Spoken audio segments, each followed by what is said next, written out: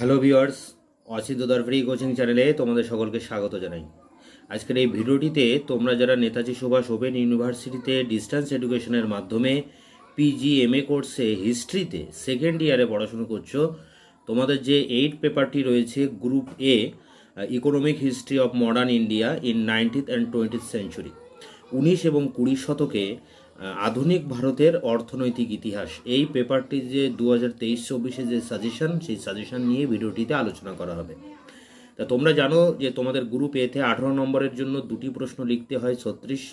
তার জন্য তোমরা যেসব প্রশ্নগুলো করবে, একে আছে কোম্পানি বাংলাদেশে কেন চিরস্থায়ী বন্দোবস্ত প্রবর্তন করে, এই বন্দোবস্তের মূল বৈশিষ্ট্যগুলি কি কি, তাহলে কেন প্রবর্তন করেছিল এবং তার বৈশিষ্ট্য মানে তার শর্তগুলো লেখো। এই প্রশ্ন এটা না এসে অন্য প্রশ্ন দিতে পারে, একই ইউনিট থেকে এই প্রশ্নটি রয়েছে, যেমন অথবা অথবা মানে এখানে কিন্তু আলাদা প্রশ্নের কথা বলা হচ্ছে, যে এই প্রশ্নটি না এসে এই প্রশ্নটি আসতে পারে। ঔপনিবেশিক কৃষি কাঠামোর উপর চিরস্থায়ী বন্দোবস্তের প্রভাব, আগে করলে চিরস্থায়ী বন্দোবস্তের প্রবর্তনের কারণ বৈশিষ্ট্য, আর এবার করতে হচ্ছে চিরস্থায়ী বন্দোবস্তের যে প্রভাব বা ফলাফল। এরপরে আছে যেটা অথবা দিয়ে, মানে এই প্রশ্নটি না আসে এই প্রশ্নটি আসতে পারে, চিরস্থায়ী বন্দোবস্ত 1793 এই সময় চালু হয়, এর আগে প্রবর্তনের পূর্বে ইস্ট ইন্ডিয়া কোম্পানি রাজস্ব সংক্রান্ত কি কি পরীক্ষা চালিয়েছিল, যে 1 সালা 10 সালা 5 সালা এই যে বন্দোবস্তগুলো চালিয়েছিলেন ওয়ারেন হেস্টিংসের সময়, এটার উপরে কিন্তু এই প্রশ্নটি। এরপরে আমরা দেখব 2 দাগ, তাহলে 1 দাগের এই 3টি প্রশ্ন আছে চিরস্থায়ী বন্দোবস্তের উপরে, এই 3টে থেকে কিন্তু একটি আসবে। এরপরে দেখো 2 দাগের প্রশ্নগুলি দেখে নাও। 2 দাগে রয়েছে ভারতীয় শ্রমিক শ্রেণী, ভারতীয় শ্রমিক শ্রেণীর উদ্ভব ও গঠনের ধারা আলোচনা করো। তা এখানে অথবা দিয়ে দিয়ে দেখো অনেকগুলো প্রশ্ন দেওয়া আছে, এখানে সবই কিন্তু শ্রমিক শ্রেণীর উপরেই আছে এবং এখান থেকেও একটি প্রশ্ন তোমরা কমন পাবে। তা প্রথমে আছে শ্রমিক শ্রেণীর উদ্ভব ও গঠন, পরে আছে ভারতের শ্রমিক শ্রেণীর ইতিহাসের যে চর্চা হয়েছিল তার প্রাথমিক পর্বের বর্ণনা, তারপরে আসতে পারে অন্যভাবে 1970-এর দশক পর্যন্ত ভারতের শ্রমিক ইতিহাস চর্চার বর্ণনা। তাহলে শ্রমিক ইতিহাস চর্চা থেকে এই দুটি প্রশ্ন, একটি প্রাথমিক পর্বের বর্ণনা, মার্ক্সবাদীদের বক্তব্য এখানে আসবে, আর পরে যেটা আছে 1970-এর দশক পর্যন্ত শ্রমিক ইতিহাসের বর্ণনা।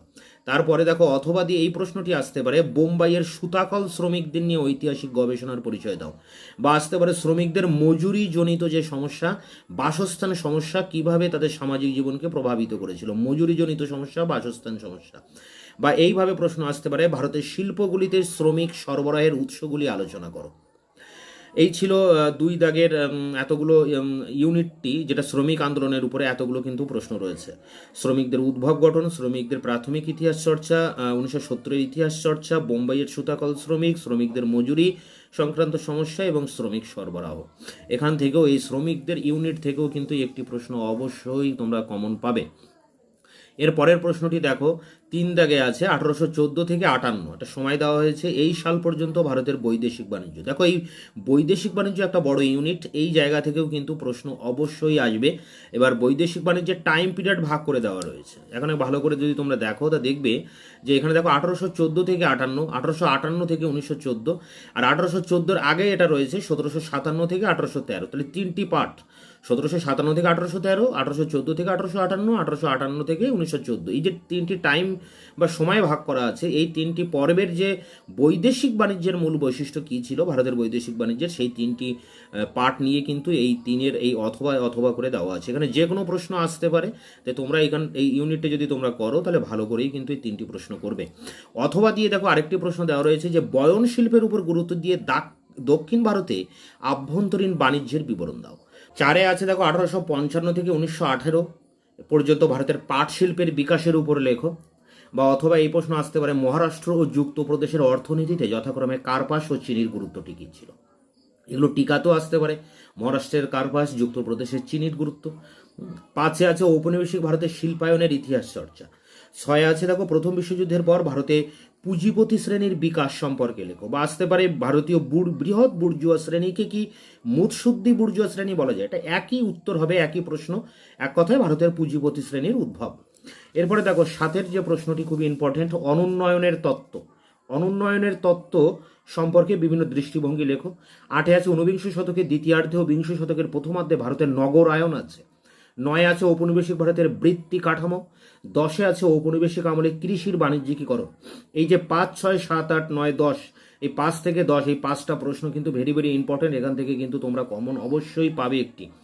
10-এ যে প্রশ্ন বললাম কৃষির বাণিজ্যিকীকরণ, এখানে এই প্রশ্ন না এসে এটা আসতে পারে 1872 থেকে 1941 ভারতীয় জনসংখ্যার ইতিহাস, বা আসতে পারে অথবা দিয়ে ঔপনিবেশিক ভারতের কৃষক বিদ্রোহ, বা আসতে পারে ঔপনিবেশিক ভারতের অর্থনৈতিক ইতিহাসের পরিপ্রেক্ষিতে স্বদেশি শিল্পের বৈশিষ্ট্য তাৎপর্যপূর্ণ নিরীক্ষণ করো। এই যে স্বদেশি শিল্পের বৈশিষ্ট্য খুবই ইম্পর্টেন্ট প্রশ্ন কিন্তু এটি, বা এটা না এসে এই স্বদেশি শিল্পের সামাজিক ও শ্রেণীগত উৎস আসতে পারে, তবে এই প্রশ্নটি কিন্তু 12 নম্বরের জন্য বেশি ইম্পর্টেন্ট।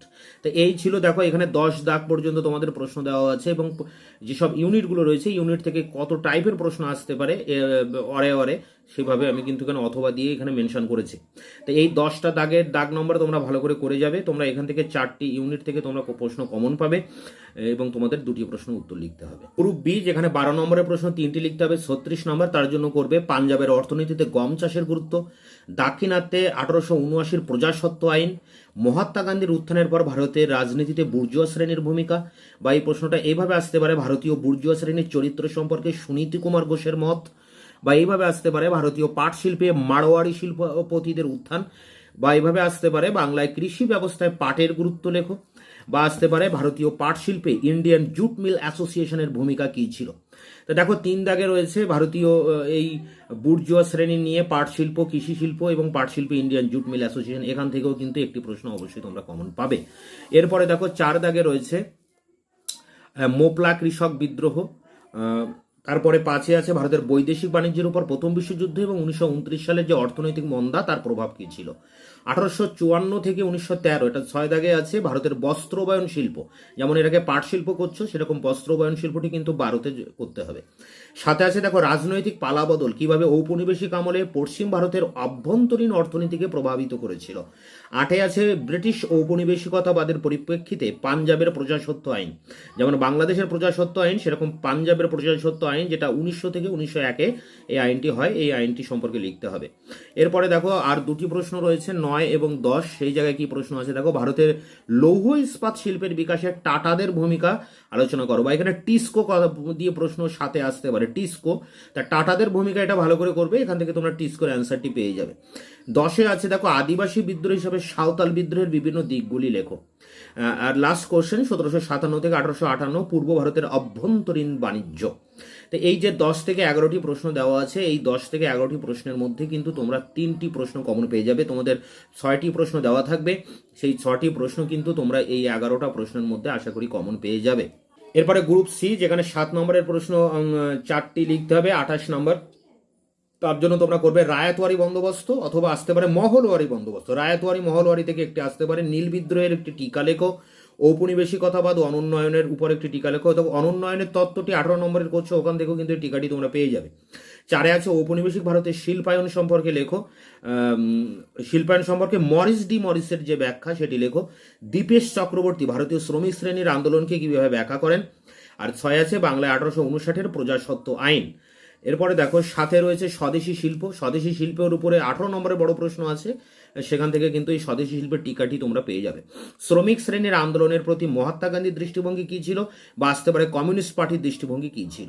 বম্বে পরিকল্পনা, তারপরে আছে ভারতীয় বুর্জুয়া শ্রেণীর চরিত্র সম্পর্কে বিপান চন্দ্রের মত কী ছিল। আর 11-তে আছে ভারতের শ্রমিক শ্রেণীর আন্দোলনের ইতিহাস চর্চায় চিরাচরিত ধারার সঙ্গে আধুনিক ধারাগুলির তফাৎ কি। চিরাচরিত ধারণা আধুনিক ধারণার মধ্যে তুলনা করতে হবে ভারতের শ্রমিক শ্রেণীর আন্দোলনের ইতিহাস চর্চা নিয়ে। শেষ প্রশ্ন, ভারতের শিল্পগুলিতে কি শ্রমিকদের অভাব ছিল। তো এই যে 12টি প্রশ্ন দিয়েছি, এখান থেকে তোমাদের 4টি প্রশ্ন কমন পেতে হবে, মানে 8টি প্রশ্ন দেওয়া থাকবে, তার মধ্যে 4টি প্রশ্ন কমন পেতে হবে। এখন এই 8টি প্রশ্ন যে পরীক্ষায় আসবে তার জন্য তোমরা এই 12টি প্রশ্ন করে যাবে, এখান থেকে কিন্তু তোমরা বেশিরভাগটা কমন পেয়ে যাবে।